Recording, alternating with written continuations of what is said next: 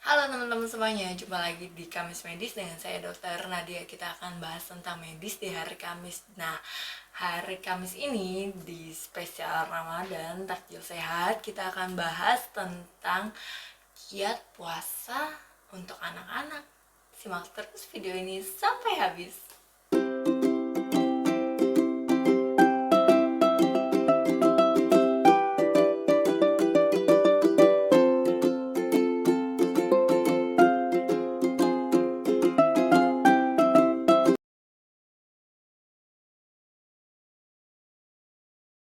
Jadi sebetulnya ini saya mau bahas karena waktu kecil, kalau ingat saya waktu kecil itu saya tidak dianjurkan untuk berpuasa oleh orang tua saya, dan saya sebetulnya bingung kenapa saya nggak puasa gitu. Jadi waktu pas SD, ketika SD kelas 1 sampai kelas 3 kali ya, bahkan kelas 4 kelas 5 tuh masih, ya kalau nggak mau puasa juga nggak apa-apa gitu, tapi saya ngotot untuk berpuasa karena diledekin sama teman-teman, kenapa nggak puasa, nggak puasa, nggak puasa, terus jadinya malu sendiri gitu loh teman-teman. Jadi sebetulnya kalau kita lihat lagi dari segi Islamnya, ya memang kan puasa itu dianjurkan untuk yang sehat dan juga sudah akil balik ya, baik sehat jiwa maupun sudah akil balik. Nah, akil balik ini kan sebetulnya kalau dari perempuan sendiri ditandai dengan menstruasi, dan kalau dari laki-laki kan ditandai dengan mimpi basah ya teman-teman ya. Dan itu biasanya ya sudah remaja gitu, mungkin sudah sekitar anak SMP kelas 1 atau kelas 2.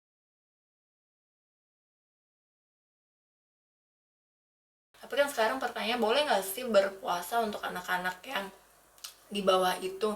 Nah, kita akan bahas ya. Jadi sebetulnya kalau dari komposisi tubuh sendiri, kita lihat bahwa anak-anak usia 2 sampai 3 tahun itu sebetulnya sekitar 80% dari tubuhnya itu adalah air, teman-teman.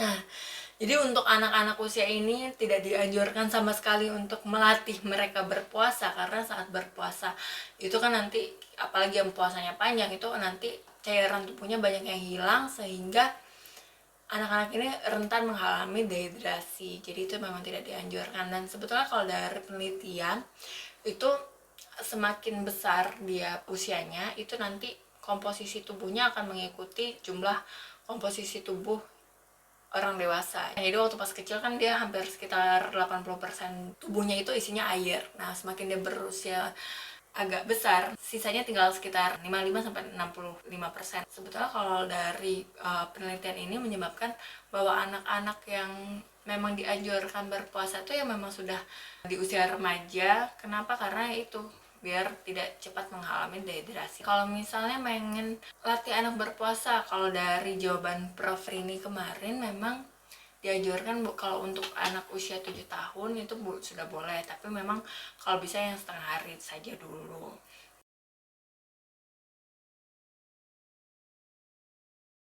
Nah, terus gimana sih kita biar bisa bikin anak-anak tuh senang saat berpuasa? Nah, jadi di webinar itu saya belajar nih tentang kita untuk mengajak anak berpuasa. Itu juga kita bisa mengajak juga nih saat penyiapan bahan makanan.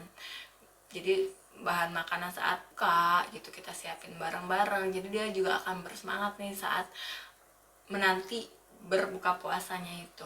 Dan sebetulnya ini memang sejalan dengan apa yang saya pelajari waktu saya ikut di Stanford course. Jadi saya pernah ikut kursus dari Stanford University. Saya belajar bahwa sebetulnya untuk menciptakan anak-anak biar pengen nafsu makan, pengen makan dan senang gitu saat makan, itu kita bisa mengajak mereka sama-sama menyiapkan dan mengolah bahan makanan bersama gitu teman-teman. Jadi kalau misalnya ada yang pengen, anakku pengen deh aku makannya seneng. Nah, kalau di Stanford itu malah saat ke pasar tuh diajak aja sekalian anaknya, katanya gitu. Jadi profesor di Stanfordnya itu dia mengajak anaknya untuk memilih bahan makanan yang mau dimakan dan juga sampai menyiapkan bahan makanannya itu, teman-teman. Nah, terus pastikan lagi nih teman-teman semua, jika memang anaknya berpuasa itu untuk mencukupi minumnya. Jadi minumnya itu memang tetap harus cukup ya, apalagi untuk anak-anak yang baru belajar puasa terus haus. Dianjurkan banget nih untuk setelah berbuka puasa itu untuk langsung minum. Terus juga bilang ke mereka untuk tidak minum dalam jumlah yang banyak karena nanti memicu kencing yang berlebih gitu ya. Nah, terus sekarang ini kan banyak juga yang saat berpuasa terus teman-teman ngelihat anaknya beraktivitas. Nah, sebetulnya kalau dari webinar yang saya ikuti kemarin itu kalau bisa memang aktivitasnya tidak aktivitas fisik ya, jadi tidak berolahraga berat saat berpuasa gitu. Jadi untuk anak-anak boleh sambil belajar puasa, tapi ya sambil belajar online misalnya kalau sekarang tatap mukanya belum, atau mungkin ya tatap muka nggak apa-apa, tapi kalau untuk sampai lari-lari di lapangan yang bikin dia kehausan, mungkin nanti dia akan juga tidak kuat dan akan membatalkan puasanya seperti itu.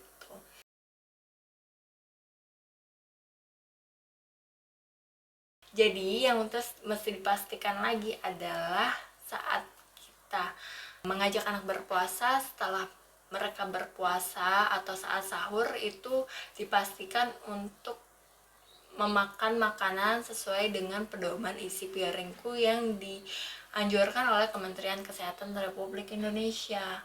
Kenapa? Karena di situ sekarang kan kita udah nggak pakai lagi ya 4 sehat 5 sempurna. Jadi kita sekarang anjuran makanan yang kita lakukan itu adalah isi piringku nih. Balik lagi ke pedoman isi piringku. Jadi dalam satu piring itu dianjurkan ada sekitar 35% itu makanan pokok.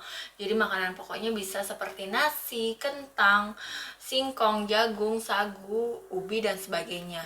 Dan juga lauk pauk itu sekitar 35%. Jadi sepertiganya lah dari piring itu kita bisa pakai untuk daging sapi, atau kita kasih ayam anaknya, kita kasih unggas misalnya bebek gitu, telur, ikan, kacang-kacangan, olahan tempe, tahu dan sebagainya.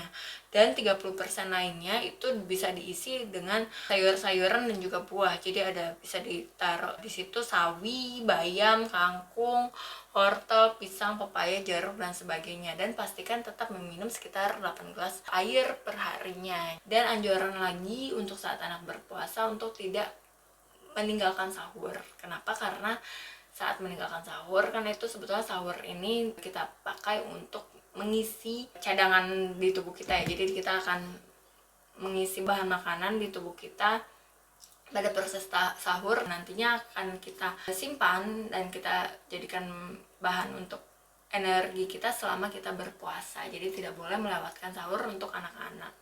Seperti itu teman-teman. Jadi semoga video ini bermanfaat, dan pastikan juga sebetulnya memang yang perlu ditanamkan lagi untuk si kecil bahwa ini memang niatnya dia gitu. Jadi karena kalau nggak niatnya dia, mungkin dia nanti akan curi-curi minum di kulkas gitu kan.